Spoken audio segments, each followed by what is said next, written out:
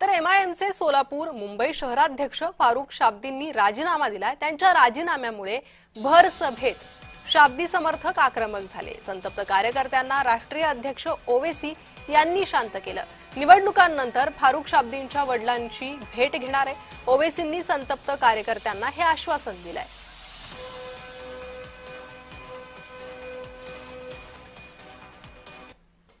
उनका काम था मेरे से बात करना। 2 दिन पहले वो बंबई में थे, मेरे से बात किए। मैं बोला भाई तुम बंबई की जिम्मेदारी तुम्हारी। मेरे अल्फाज क्या थे, ये गले का सांप तुम्हारा है, तुम देख लो। आज भी कह रहा हूं, फारुख शाब्दी अगर अभी भी चल के आएंगे, मैं उनका इस्तीफा कबूल नहीं किया हूं।